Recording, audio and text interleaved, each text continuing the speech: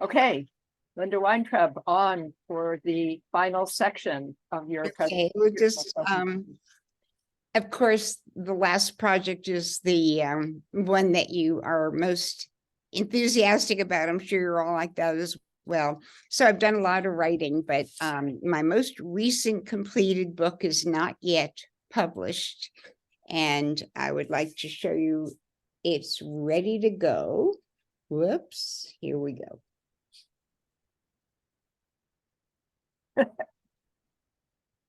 So as someone involved in eco-art pedagogy, I have been writing for adults and for college age people. And then I kept thinking, you know, even youngish folks have their behaviors and attitudes pretty congealed. And maybe I need to work with a younger audience. They are ripe for absorbing new kinds of experiences and ideas. And so I began to think, what could I do to interact with younger people? And I thought, what would I do as a theme? And I said, oh gosh, I see so many children who are hesitant to really engage with the non-human world. Maybe I can do something that will incline them to want to participate. And I thought hard about this, and I thought, well, what is it that all children are familiar with? And I thought, well, everybody eats. Maybe I can do something with food. And the kids love animals. Maybe I can do something with food and animals. And so I have written a book. I knew it had to be engaging. It had to be kind of fun. It was absolutely going to be factual because I wanted to convey real information. And so I have written a book in which 18 different kinds of living entity talks to the children and tells them about their eating preferences and their eating habits. And so we start with elephants and alligators, then go all the way down to, in size order, nematodes. They all eat. I wanted to somehow create a sense of this kinship among all animals. Humans are present, but I never, ever, ever suggest what humans should eat. But I thought it was really important to insert them in the food web. So they are represented in terms of who dines on humans. So we have mosquitoes as dining on humans, and then who dines on mosquitoes? So we have the Venus flytrap. And so we have all these connections. So is it okay? These entries by the different animals are written in rhyme. The format of the book is one, so I invite the kids to color in. The other reason is doing a black and white book like this is that it is much more environmentally friendly than using inks, which are often so toxic. So may I complete my little talk, though there could be a lot more, with the pig, when the pig is talking to the child. The idea for the book is that this is a book that parents read to kids age 5 to 10. Each poem is about the length of a bedtime story. So bedtime story for you all. I don't know what time it is. So pig, who do you eat? And this is the pig talking now to the child. If you were told in a scolding tone to control yourself, or you'll eat alone, your manners are sloppy, your portions too big, you probably heard, don't eat like a pig. How would you eat if you ate like us? You'd lower your head without any fuss, down to the mud on your hoofs and your toes, down till your food was touched by your nose. So here's that page. No kitchens are needed if you are a pig. Our snouts first sniff, and then we dig among tree roots that were our meals, bring cheery oinks and happy squeals. The chow that always appears among my favorites are acorns, tubers, and fungi, grasses and bulbs, tree-ripened fruits, forbs and vetch, herbs and roots, hickory, beech, and other nuts fill our guts and fatten our butts.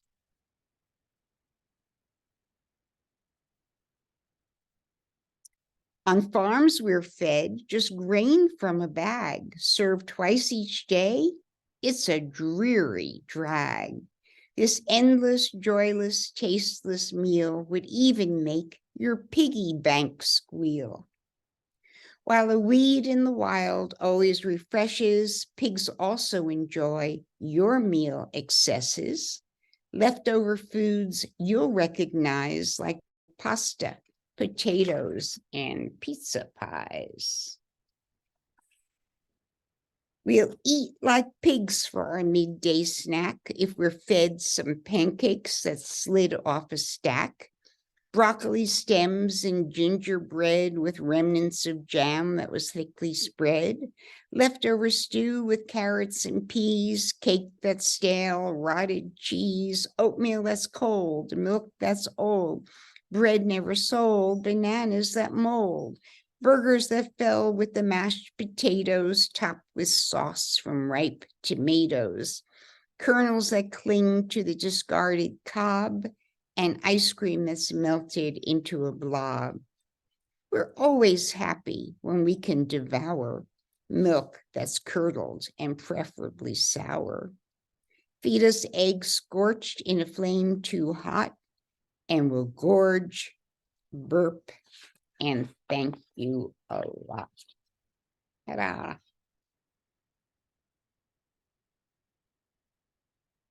And then there's this color book page.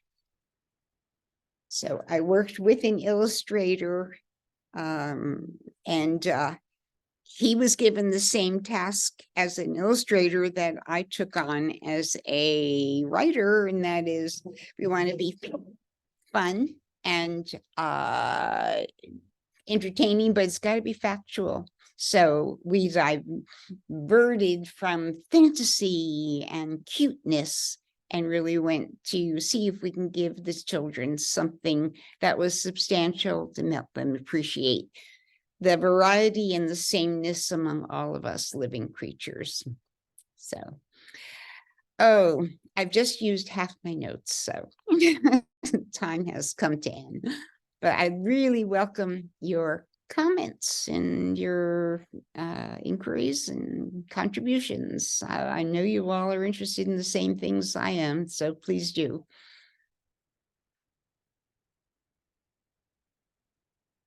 Well, let's give Linda a big round of virtual applause. And we're going to continue with lots of dialogue, I hope. Just one thought, if you like this presentation, you might like to visit our website, Women Eco Artist Dialogue, and I'll put it in the chat. And it's a volunteer organization, a nonprofit, and donations are always welcome. And we're actually looking for new board members. They can be anywhere in the world, but one would be working on membership and recruiting more diversity in both geographical and cultural and income diversity in the artists and writers and creatives, and then the other in website skills. So thank you very much, and wonderful. And so now we'll, if you'd like to put in a question, you can do either way. You can put your reaction in the reactions, put your hand up, or you can just wave and one of us will try to call on you to speak. Who's got a question? My hand is up. Oh, okay. go for it. Well, Linda, the book sounds really charming, and thank you for sharing that. And I am speaking about, sensory experience. I am completely enchanted with your background here, and would love you to tell me about this corrugated roof that has something sprayed on it. Is it soil cement or something? And what are the walls, and what is that wood on your side there? And just tell us about this incredible space that you're inhabiting. This is called home, and I discovered a approach to architecture long after I was practicing it. It's called biophilia. And bio means living, philia, attraction to or desire for. And so what we have done with this property is to bring in as many elements of the outdoors indoors. So the wood comes from the property. The clay is also, we made our own stucco and did it. But the outside of the building is as ecologically responsible as we can imagine being. And that is, it's made of basically recycled cars. It is metal, is basically self-supporting. It is not only the shape of softness that you see in the environment around it, it is the shape that air flows and water flows. And so you get a whole different sense when you're inside than you do if you're with right angles and, flat ceiling. We have geothermal heat, and we think that we have discovered a way of building that is about as economical and ecological as it is possible to be. So talk about eco-art pedagogy. I have been trying to share this structural approach and looking for opportunities to do that. So when we were still in the former homestead place where we used a system similar to this, through a connection that was really remote, I was interviewed by the writer who contributes stories about architecture for the New York Times. And I was just thrilled. Finally, I can start telling people who don't have a lot of expendable income that they too can create a structure that is totally green and also hopefully very aesthetically appealing. So we had this great interview, and I was able to say everything about why this is such a brilliant way of solving the architectural challenges that are posed by ecological responsibilities. And at the time, we're talking 20 years ago, I was able to give her a figure that we had this entire building done. It was really beautiful. Some of it is on my website. You can see the pictures for a mere $80 a square foot. Okay. I hung up saying, yay, glory be, we're finally going to share our innovation with the masses. And the issue of the New York Times comes out, and we are not mentioned. So what did they prefer writing about? They found another greenhouse that wasn't $80 a square foot. It was $800 a square foot. And this was the one that appealed to the readers of the New York Times. So we still have this story to tell. And yes, if you're interested, get in touch, because we really, really want to share this possibility. I'm not recognized, and I don't know why. When we did the other building, as far as we know, we're the first people to have used this. It's an industrial building for a dwelling. And yeah, so we bring in all of these natural elements, and the combination is nice. So what you're seeing in the background is wood here, the railing on one side of me, walnut trees, and this is from locust. And then the corrugations are how the building is structurally sound. It supports itself. So as you can see, we don't need any interior supports at all. Can you show us some photos of the outside? I mean, seize this moment for doing a little pedagogy right now. Yes, I love the idea. How can I do that? Can I post it somewhere, Mary? Is there a way I could give you some images after? I'm Yes, on we my could do that afterwards. We could make a little PowerPoint. I'll in put it. some, I don't know if I can do it immediately after, but I will definitely post some images of the last few houses. They Can you share your screen with some images from your computer? Okay, so one of the reasons I didn't show any images is because I don't have a computer. It went completely exploded.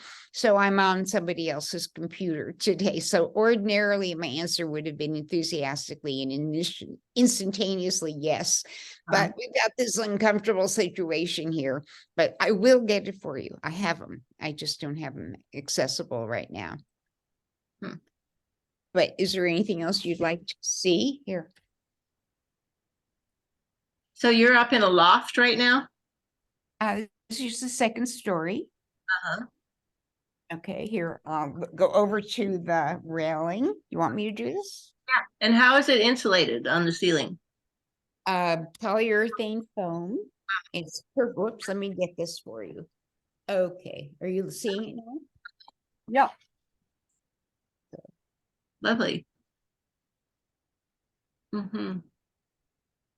So is that metal corrugated that then has been sprayed? Yes, and then over that, whoops, I'm trying to get this for you. Over that, we're trying, we spray, it's like a fire retardant, it's concrete. Right. So there's no beams or any framing like that. The metal itself is. yes, you don't need anything. The beam, all the structure is held in by the shape. It is the shape that creates the structure. Wow. And it's not difficult to bend that corrugated metal? Get it that way. It comes, I mean, one of the reasons this is such, excuse me, I'm going to put this back. An ecologically sound way of building is because there's almost no transportation costs and there's zero waste. The metal for the outside comes in sections. I'd say they're about 5 feet and they're light. I can pick them 2, 3 up at one time. You bolt them together and they make the big structure. Oh, So wow. it gets, you get only the amount of material that you need for your building. You know how much building waste there is in more conventional ways of constructing a dwelling. And this is just wonderful. And one truck comes that's no bigger than my work table here. I mean, what is it? It's a tiny thing. And then they stack them. They just stack right up, take them off, bolt them together, stick them down. I should think that in green building world, there somebody would love to publish what you're talking about. I would hope so. And my other publishing challenge is this, because I've already discovered that it doesn't fit into the formula of what children's book publishers are demanding. I mean, they want colorful and cute and very few words. And mine's not colorful and it's not cute and it's got a lot of words. So I don't know, this may be a private publication thing here. I don't know. But I loved writing it and I love the idea of working with that population, because I think that's where real change can happen. And us old fuddy-duddies are, you know, give it to the kids. They're invested in the future. And I think that's the most hopeful way of assuring that our planet's going to be well cared for. I mean, that's the other part of this sensory interaction thing. If you don't align yourself with the environment and you don't have a sense of it as a physical reality, you're not going to take care of it. And so I don't go for big planetary issues or, statistical things.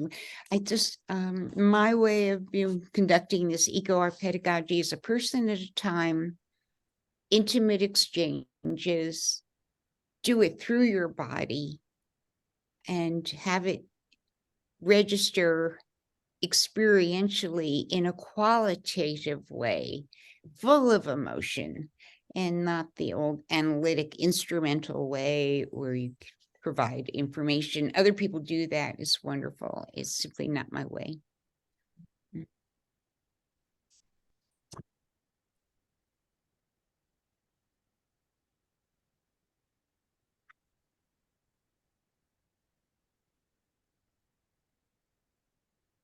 Any other Christina, questions? I was going to say, I see Christina's hand is raised, but I'm not sure if that was from earlier.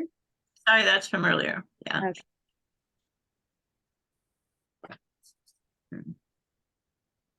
Well, I had one more thing that we might do. Are you at all interested in doing a little interactive thing with me right here and now? Sure. Yeah, okay, let me find it here, and I just want to make certain I can. As long as it's not scary and threatening.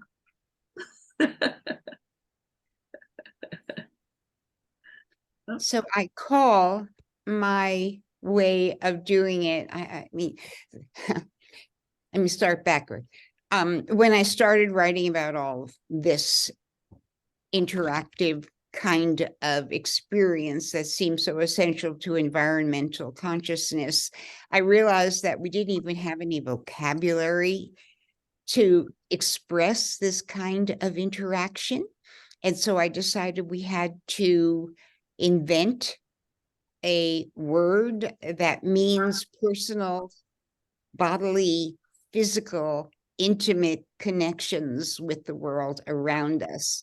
And it occurred to me how odd it was that we have words for every extreme of scale, but not the human scale. And we needed a word for that. So in addition to micro, which is smaller than humans can detect, and macro, which far exceeds our sensory capabilities, I'm inventing a word between micro and macro. How about if we have muckro, M-U-C-K-R-O, which is everything the body can touch and smell and interact with and feel, and the opposite of the micro and the macro human scale. Okay, so because I keep talking about interactions, let's do a little interaction. I was thinking, what could we do on Zoom without any preparation, without any props, with nothing? So, okay, everybody willing? We'll try a little thing. The title of this workshop artwork is called Handscape Equals Landscape. And so I invite you to close your eyes and open up your dominant hand with your palm up. And take your other hand, your non-dominant hand, and can you explore all the different contours of the palm of your dominant hand?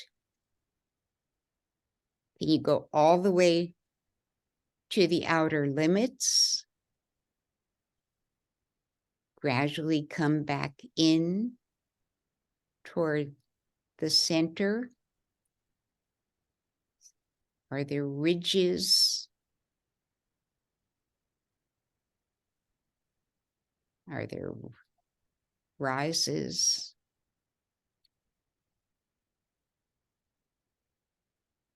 Can you imagine, as your non-dominant hand is exploring your palm, that what you're touching is a vast watershed, and that you're exploring the topography of the watershed? And the watershed has hills, it has hollows, It probably has areas in between the hills and hollows that have a particular incline and shape. And as you explore your palm, can you imagine where might a lake be located in this watershed?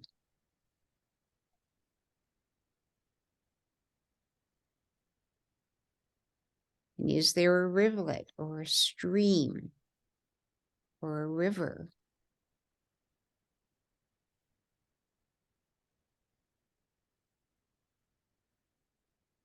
And how big would it be?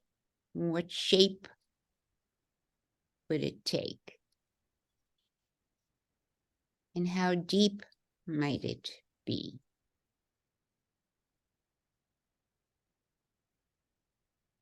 And as you explore this watershed, can you imagine which direction would the water flow in?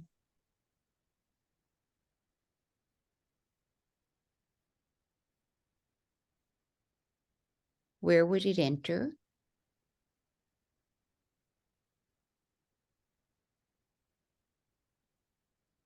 Where would it exit?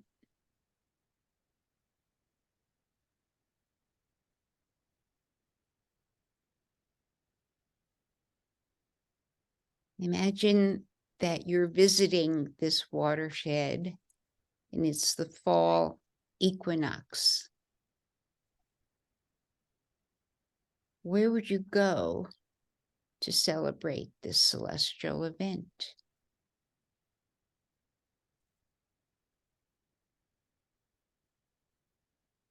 Would you climb to the highest elevation? Is climbing a gentle slope? Is it steep?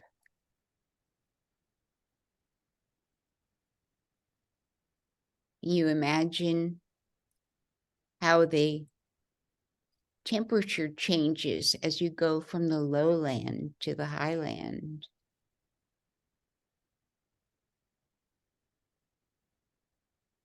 You feel the breezes.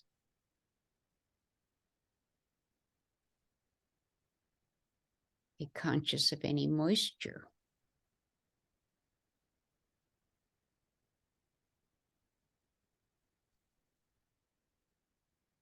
And if you were to move onto this watershed, where would you locate your shelter?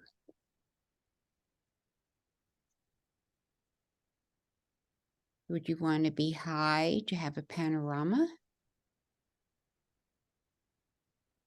Or low to nestle into the land?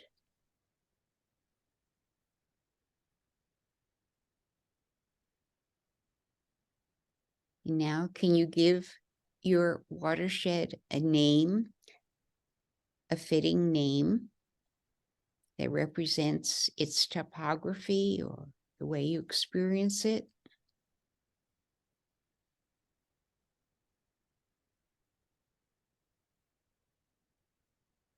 And when you've got your name, please open your eyes.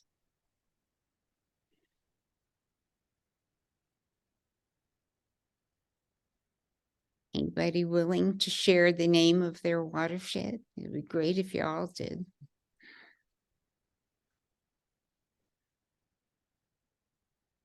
Mine is Handscape. Landscape. Handscape.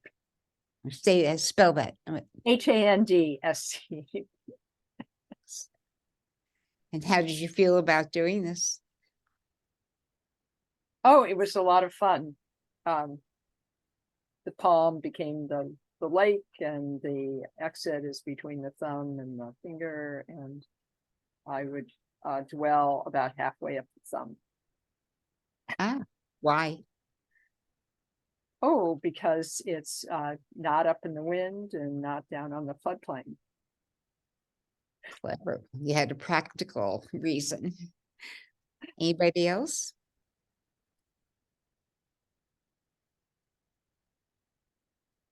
People could also write it in the chat and we could read them. I imagine goats. So living on my mountain, and so Goatville became mine. And then I also really felt when you asked about where it flows, I felt it flowing right into my heart the way I was holding my hand, which felt really luscious. I didn't hear exactly everything. The goat and the what? I felt when you talked about the direction of the water flowing, Mhm. I felt the flow where I'm holding my hand coming into my heart center. Oh, how beautiful. Was Yeah. that reassuring? And Oh, it's yeah, it's very that was beautiful. Thank you. I appreciate that. Never thought of that. Might have been interesting to raise your hand and lower your hand to see. I also wanted to try it with my other hand. Yeah. Yeah. So mine is called, and I can't tell you why, salmonberry. Oh, nice. So you thought about the foliage that was growing in your landscape. I thought about the color of my hand. Okay. And the water is a vernal pool in my palm. Mm-hmm. So what happens in the summer? It dries up. Yeah. And are you considering the little critters who were spawned in your vernal pool? Or... They find some other place to be wet. So they're okay. I was worried.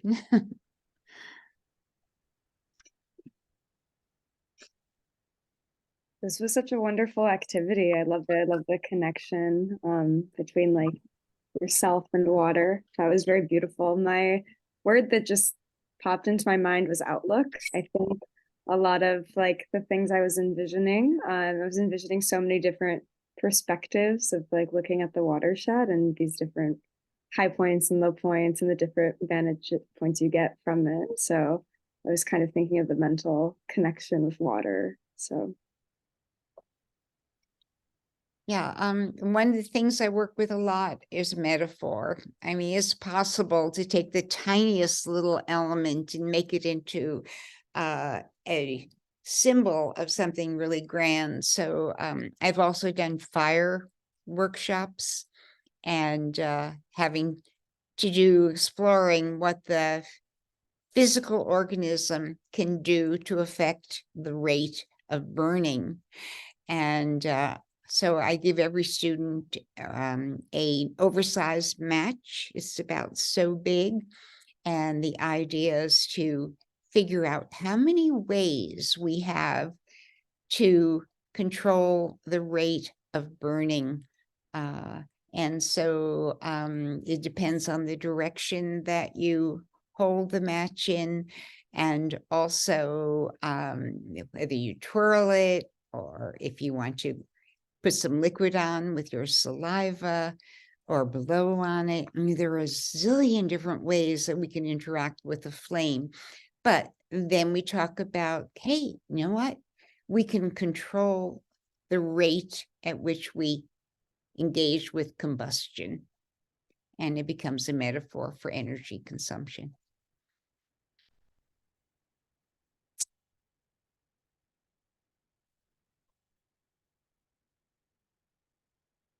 Mary, I think you do that unmute.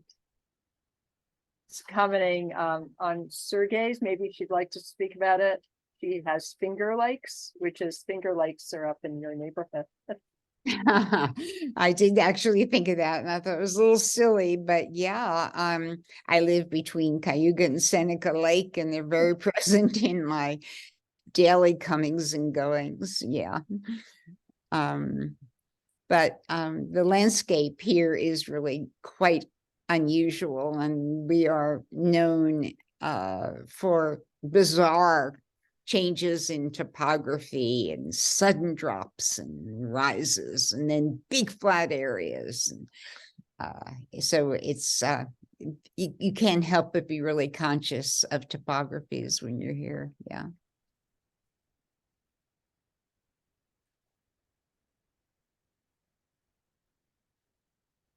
So I call these workshops turn on, workout, tune up.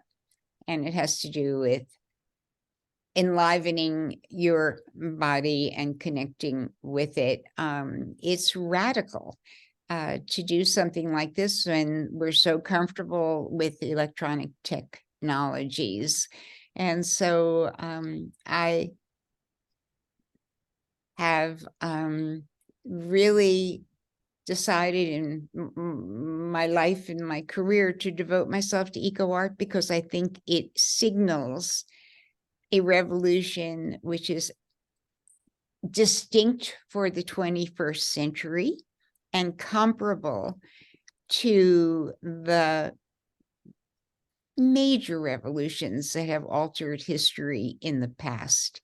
And I really believe that whether or not the majority of art students are practicing in this regard, those that are, like I guess all of you, are eligible for distinction in terms of being in tune with what is the most significant aspect of your world.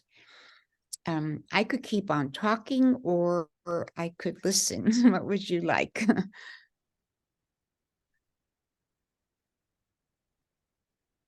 Have some more questions here?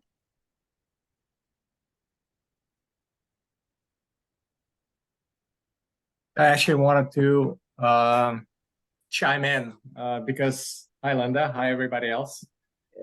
I've had a chance to visit Linda's former homestead and can attest to the beauty of the land and you know, and also the building that's the type of the building that you've devised and now recreated in the new place.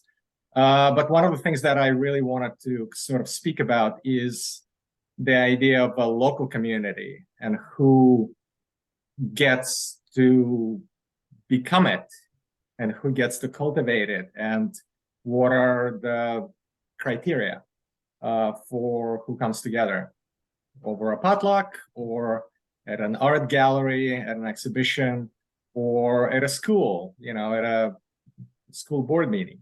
And it's like, what are the different connectors between all of these aspects of daily life that we are, I guess, participating in local communities.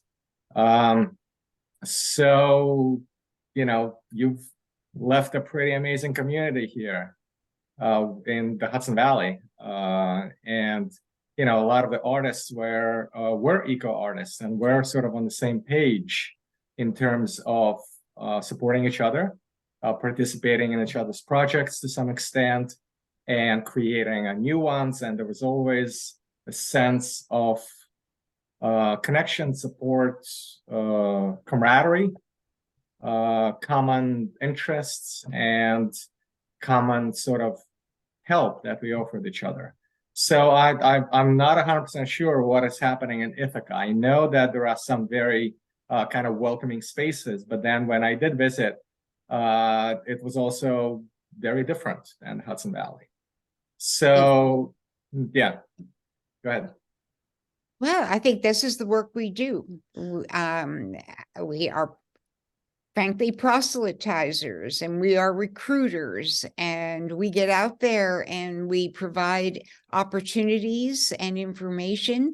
The we is everybody who's engaged with eco art, whether it's as an artist or a writer or whatever else might engage them. And I think there is a core of interest there. I think people don't know how to engage. And so that could be the goal.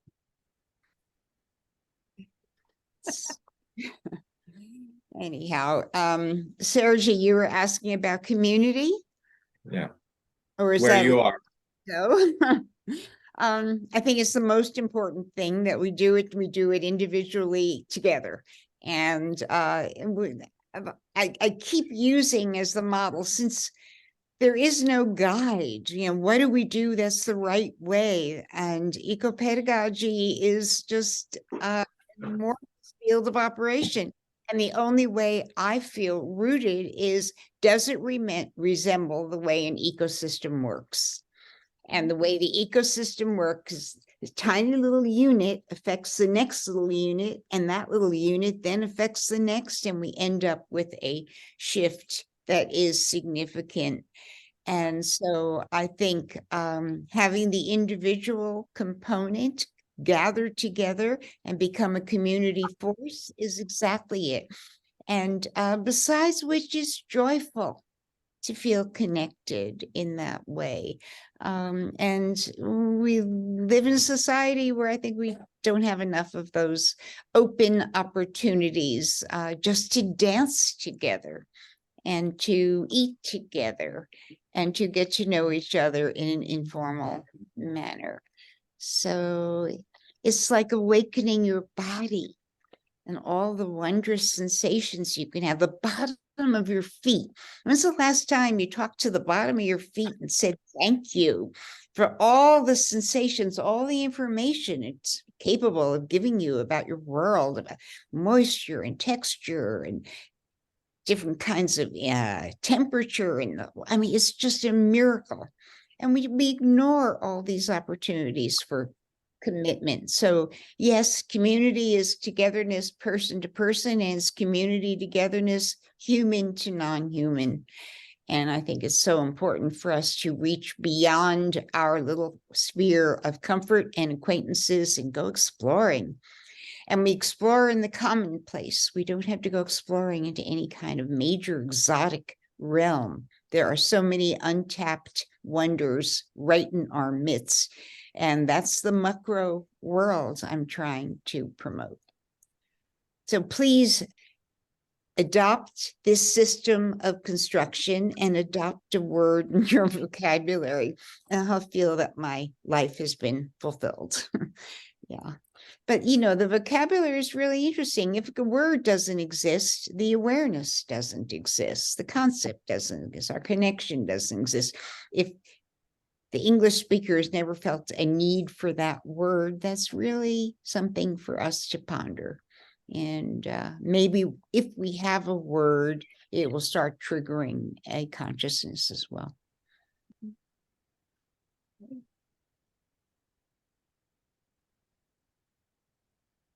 Well, thank you very much, Linda.